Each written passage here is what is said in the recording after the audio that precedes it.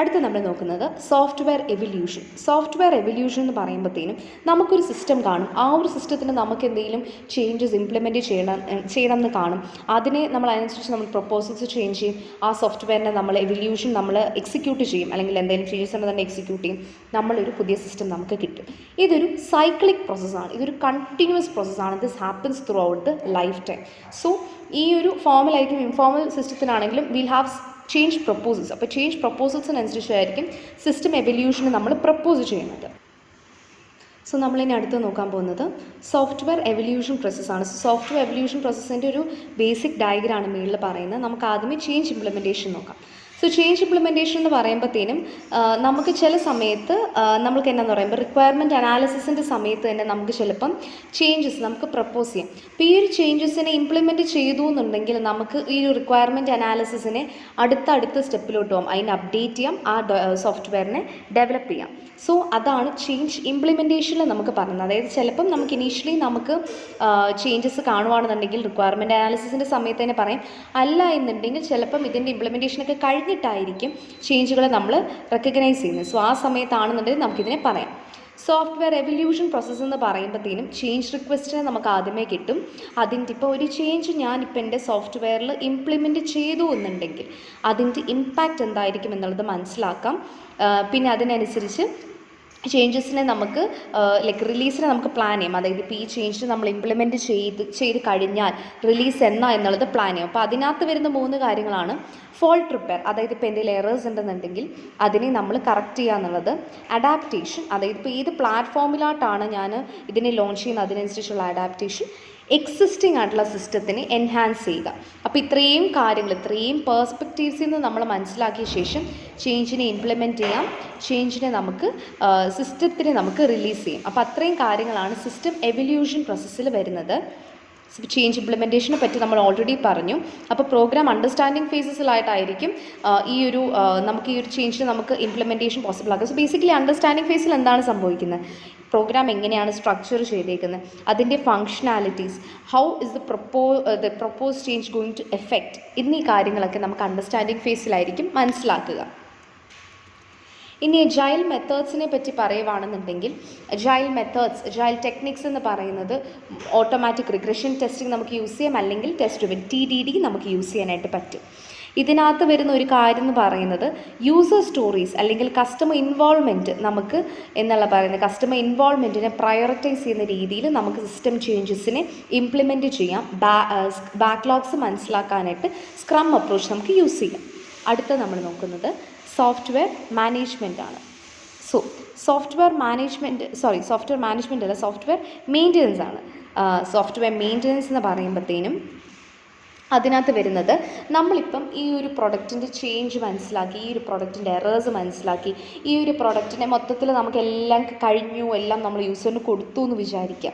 ഈ ഒരു സിസ്റ്റത്തിന് നമ്മൾ ഡെലിവർ ചെയ്ത് കഴിഞ്ഞിട്ട് ഇതിനെ എങ്ങനെയാണ് നമ്മൾ മെയിൻറ്റെയിൻ ചെയ്യുന്നത് എന്നുള്ളതാണ് മെയിൻ്റനൻസിൽ പറയുന്നത്. ഇതിപ്പം ഒരു സിസ്റ്റത്തിന് നമ്മൾ ഡെലിവർ ചെയ്തു, അതിന് എന്തെങ്കിലും ചേഞ്ചസ് വരുന്നുണ്ടോ ഇല്ലയോ എന്നുള്ളത് മനസ്സിലാക്കാനായിട്ടാണ് സോഫ്റ്റ്വെയർ മെയിൻ്റനൻസ് നമ്മൾ യൂസ് ചെയ്യുന്നത്. അപ്പം കോഡിങ് എറേഴ്സിനെ നമുക്ക് കറക്റ്റ് ചെയ്യാം, ഡിസൈൻ എറേഴ്സിനെ നമുക്ക് കറക്റ്റ് ചെയ്യാം. യൂസറിനെ യൂസറിന് ബെറ്റർ ആയിട്ടുള്ള രീതിയിൽ ഈ ഒരു സോഫ്റ്റ്വെയറിന് കൊടുക്കണം എന്നുണ്ടെങ്കിൽ മെയിൻ്റനൻസ് നമുക്ക് യൂസ് ചെയ്യാനായിട്ട് പറ്റും. ടൈപ്സ് ഓഫ് മെയിൻ്റനൻസ് 3 എണ്ണാണുള്ളത്. ആദ്യത്തേത് fault repair to fix bugs and vulnerabilities. എന്തെങ്കിലും സെക്യൂരിറ്റി കൺസേൺസ് ഉണ്ടെന്നുണ്ടെങ്കിലും ബഗ്സ് എന്തെങ്കിലും ഉണ്ടെന്നുണ്ടെങ്കിലും മനസ്സിലാക്കാനായിട്ട് നമുക്ക് ഈ ഒരു മെയിൻ്റനൻസിൽ നമുക്ക് എറേഴ്സ് നമുക്ക് ഡിറ്റക്റ്റ് ചെയ്യാനായിട്ട് സാധിക്കും. രണ്ടാമത്തേത് എൻവയൺമെൻറ്റൽ അഡാപ്റ്റേഷൻ എന്ന് വെച്ചാൽ നമ്മളിപ്പോൾ ഒരു പുതിയ പ്ലാറ്റ്ഫോമിലോട്ടോ എൻവയൺമെൻറ്റിലോട്ടോ ആണ് ഈ ഒരു സോഫ്റ്റ്വെയറിനെ നമ്മൾ ലോഞ്ച് ചെയ്യുന്നു എന്നുണ്ടെങ്കിൽ അതിൻ്റെ റിലേറ്റഡ് ആയിട്ടുള്ള അഡാപ്റ്റേഷനും കാര്യങ്ങളും ഒക്കെ ആ ഒരു മെയിൻ്റനൻസിന് ഒരു ടൈപ്പാണ് നമുക്ക്. പിന്നെ പുതിയ ഫങ്ഷൻസോ പുതിയ റിക്വയർമെൻറ്റ്സോ ആഡ് ചെയ്യുന്നതിനനുസരിച്ച് നമുക്ക് നമ്മളുടെ ഈ ഒരു സോഫ്റ്റ്വെയർ നമുക്ക് എഡിറ്റ് ചെയ്യാനായിട്ട് സാധിക്കും. മെയിൻ്റനൻസിന് കീഴിൽ അതും വരും. സോ മെയിൻ്റനൻസിന് 3 കാര്യങ്ങളാണ് നമ്മൾ ശ്രദ്ധിക്കുന്നത്. ഒന്ന്, എറേഴ്സ് വന്നു കഴിഞ്ഞാൽ ഫിക്സ് ചെയ്യുന്നത്, വൾണറബിലിറ്റീസ് വന്നു കഴിഞ്ഞാൽ ഫിക്സ് ചെയ്യുന്നത്.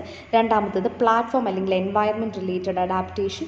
മൂന്നാമത്തേത് പുതിയ ഫീച്ചേഴ്സോ റിക്വയർമെൻറ്റ്സോ ആഡ് ചെയ്യുന്ന സമയത്തുള്ള ആ സമയത്തുള്ള ചേഞ്ച്. ഇപ്പോൾ അത് റെസ്പെക്റ്റഡ് ഓർഗനൈസേഷനോ ബിസിനസ് ചേഞ്ചോ ആയിരിക്കും, അതിനനുസരിച്ചുള്ള അതിൻ്റെ ഇംപ്ലിമെൻറ്റേഷൻ. ഇത്രയും കാര്യങ്ങളായിരിക്കും നമ്മൾ മെയിൻ്റനൻസിൽ ശ്രദ്ധിക്കുന്നത്. മെയിൻ്റനൻസ് പ്രൊഡിക്ഷൻ എന്ന് പറയുന്നത് എഗെയിൻ ചേഞ്ചിനെ മനസ്സിലാക്കി അതിനനുസരിച്ച് പാർട്സിനെ ഐഡൻറ്റിഫൈ ചെയ്ത് പ്രിഡിക്റ്റ് ചെയ്ത് കഴിഞ്ഞിട്ട് അതിനെ ചേഞ്ച് ചെയ്യുക എന്നുള്ളതാണ്.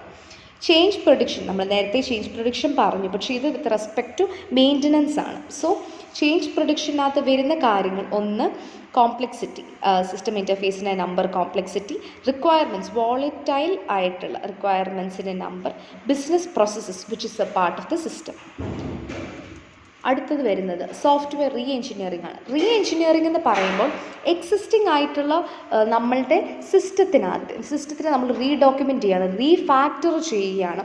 ലെറ്റ് ഇറ്റ് ബി, അപ്പോൾ ചിലപ്പോൾ ഒരു പുതിയ പ്രോഗ്രാമിംഗ് ലാംഗ്വേജിലൂടെ നമ്മൾ അതിനെ ട്രാൻസ്ലേറ്റ് ചെയ്യുമായിരിക്കും, സ്ട്രക്ചറിനെ അപ്ഡേറ്റ് ചെയ്യുമായിരിക്കും. ഇത്രയും കാര്യങ്ങളാണ് റീ എഞ്ചിനീയറിംഗിൻ്റെ കീഴിൽ വരുന്നത്.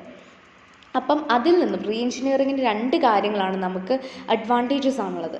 റെഡ്യൂസ്ഡ് റിസ്ക്, ബിക്കോസ് ഓൾറെഡി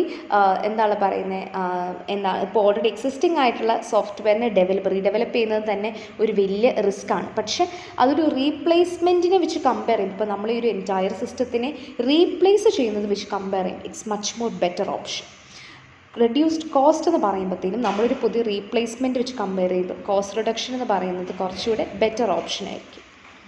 ഇനി activities which is been involve here എന്ന് പറയുന്നത് സോഴ്സ് കോഡിൻ്റെ ട്രാൻസ്ലേഷൻ. ഇപ്പോൾ ഒരു പുതിയ ലാംഗ്വേജിലോട്ടാണെന്നുണ്ടെങ്കിൽ അതിൻ്റെ ട്രാൻസ്ലേഷൻ, പ്രോഗ്രാമിനെ അനലൈസ് ചെയ്യുക, അതിനെ റീസ്ട്രക്ചർ ചെയ്യുക, മോഡുലറായിട്ട് ഈ ഒരു പ്രോഗ്രാം സ്ട്രക്ചറിനെ ഓർഗനൈസ് ചെയ്യുക ആൻഡ് ഡേറ്റയെ റീസ്ട്രക്ചർ ചെയ്യുക. 5 ആക്ടിവിറ്റീസ് ആയിരിക്കും റീ എഞ്ചിനീയറിംഗ് അപ്രോച്ച് വരുന്നത്.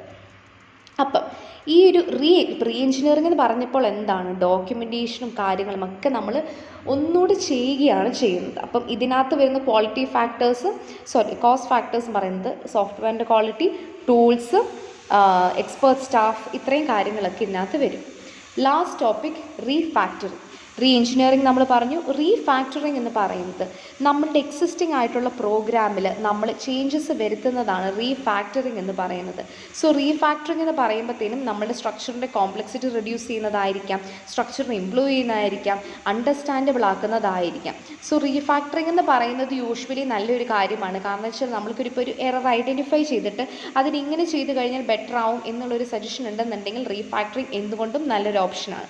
അതൊരു പ്രിവെൻറ്റേറ്റീവ് മെയിൻ്റനൻസ് ആണ്. എന്ന് വെച്ചാൽ മെയിൻ്റനൻസിൻ്റെ ഹയർ കോസ്റ്റിലോട്ട് പോകുന്നതിന് പകരം ആ ഒരു ഇഷ്യൂനെ അവിടെ തന്നെ സോൾവ് ചെയ്ത് തീർക്കുകയാണ് റീഫാക്ടറിങ്ങിൽ വരുന്നത്. റീ എഞ്ചിനീയറിംഗ് എന്ന് പറയുന്നത് സിസ്റ്റം കുറച്ച് നേരം മെയിൻറ്റെയിൻ ചെയ്ത് കഴിഞ്ഞിട്ട് അതിനെ അതിൽ എന്തെങ്കിലും ചേഞ്ചുകൾ, വലിയ രീതിക്കുള്ള ചേഞ്ചുകൾ അല്ലെങ്കിൽ പൊളിച്ചെഴുതുക എന്നൊക്കെ പറയുന്നില്ലേ, അതാണ് റീ എഞ്ചിനീയറിംഗ് വരുന്നത്. റീഫാക്ടറിംഗ് എന്ന് പറയുന്നത് എക്സിസ്റ്റിംഗ് ആയിട്ടുള്ളതിന് ചെറിയൊരു മോഡിഫിക്കേഷൻ മാത്രം വരുത്തുക എന്നുള്ളതാണ്. സോ ഇത്രയും കാര്യങ്ങളാണ് നമ്മുടെ മോഡ്യൂൾ 3യിൽ നമ്മൾ ഡിസ്കസ് ചെയ്യുന്നത്.